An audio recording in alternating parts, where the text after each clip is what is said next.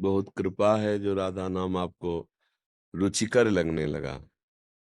लेकिन श्री जी की छवि आना या आगे भाव बढ़ना तो पहले पीछे का काम करने दो नाम को।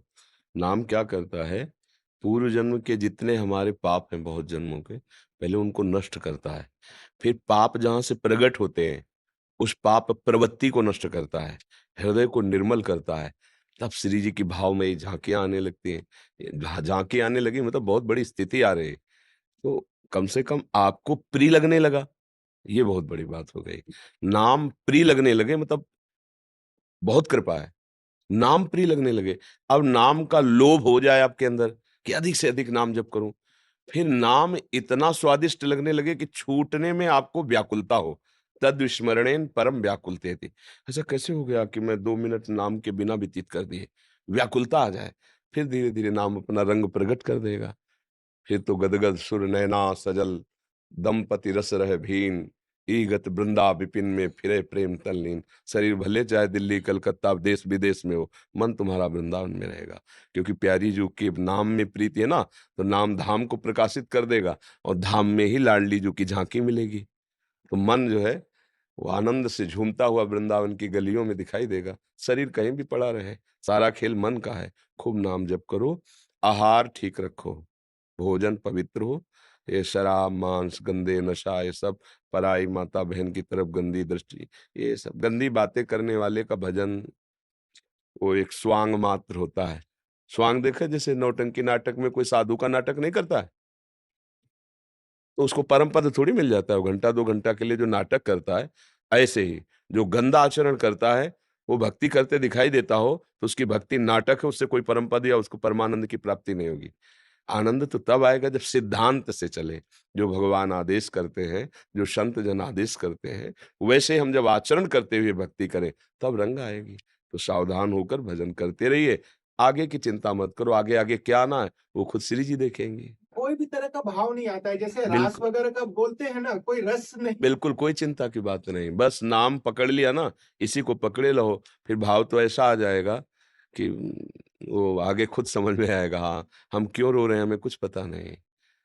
अचानक एकदम वृत्ति डूब गई, सामने अद्भुत सौंदर्य, अद्भुत रूप, अब शरीर विकल शिथिल है। ऐसा लगता है कोई मुझसे बोले ना, कोई क्रिया ना, एकदम अद्भुत। पर वो आज ही थोड़ी हो जाएगा। गेहूँ की फसल मन भर गेहूँ खेती में फेंका, हज़ारों रुपए की खाद फेंकी, तो दूसरे तीसरे दिन थोड़ी मिल जाता है, महीनों लगते हैं। कई महीने उसकी सेवा, सुरक्षा और कोई विघ्न ना पड़े, तब फसल जब परिपक्व होती, तो जो 40 किलो फेंका गया, वो 40 मन में निकलता है नहीं? अब सोचो एक छोटे से अन्न की फसल के लिए हमें कितनी सेवा और इंतज़ार, ये तो बहुत बड़ी फसल है। जन्म जन्मांतरों के पापों का नाश करके आखिरी जन्म हो जाना, भगवान के पास जाना, ये सबसे बड़ा पद है, सबसे बड़ा सुख है, तो धैर्यपूर्वक जपते रहो। हो सकता है कल विपत्ति आ जाए, कल आपका मन उपदेश करने लगे, कुछ नहीं मिला राधा नाम से, ये मिला है देखो, ये गया, वो अपना डरना मत, ये माया है, ये अपना जाल फेंकी। हो सकता है एकदम लाखों करोड़ों की प्राप्ति हो जाए और राधा नाम भूल जाओ, दोनों बातें हो सकती है। अपने को पकड़े रहना है, अब चाहे प्राण चले जाएँ, चाहे नरक मिले, चाहे स्वर्ग मिले, मुझे कोई परवाह नहीं, बस मुझे अब जपना ही जपना, तो विजय प्राप्त हो जाएगी। जब ध्रुव जी एक शपथ लगाते हुए माँ ने सिंहासन से खींच लिया, गोद में बैठना चाहते थे पिता की और कहा तू विमाता के गर्भ से पैदा हुआ है, सुनीति के, और मेरे गर्भ से जब पैदा हो तब सिंहासन का अधिकारी होगा। यद्यपि गलत बोल रही थी क्योंकि वो भी तो महारानी तो प्रधान वही थी। ध्रुव जी को बहुत बुरा लगा कि माँ ऐसा क्यों बोल रही, मुझे पिता की गोद में बैठने के लिए झिड़क दिया। अपनी माँ से जाके कहा, माँ ने कहा बेटा महाराज तो रानी क्या मुझे दासी भी मानने के लिए अब तैयार नहीं क्योंकि नवीन रानी। तो बेटा उन्होंने ठीक कहा है, अगर तुम्हें कोई पद चाहिए तो तुम भगवान श्री हरि की आराधना करो। मेरे पास तो कुछ है नहीं कि मैं दे सकूं। जाओ 5 वर्ष के बालक को आगे बढ़े, जो ही भगवान के मार्ग में चलता है तो उससे सबसे पहले भगवान की कृपा होती है, गुरुदेव की प्राप्ति होती है। देवर्षि नारद जी मिल गए, कहाँ जा रहे हो? उनका तपस्या करके भगवान को प्रसन्न करके परम पद प्राप्त करने। अरे जंगल में न भोजन है न सुरक्षा है, बड़े बड़े भयानक जंतु राक्षस सब कैसे? तुम्हें सिंहासन ही चाहिए ना? मेरी आज्ञा उत्तान पाद टाल नहीं सकते। मैं अभी चलकर आदेश करूंगा और युवराज पद पर तुम्हें अभिषेक करूंगा। ध्रुव जी को लगा जो अभी चला हूं तो युवराज पद घोषित करने के और देवर्षिनाथ की बात कोई टाल नहीं सकता। बोले नहीं गुरुदेव, अब नहीं, अब तो जिस कार्य के लिए चला हूं पहले वो कार्य करूंगा। देखा चेला पक्का, न वनवास के भय से भयभीत है, न राज्य के प्रलोभन से लोभित है।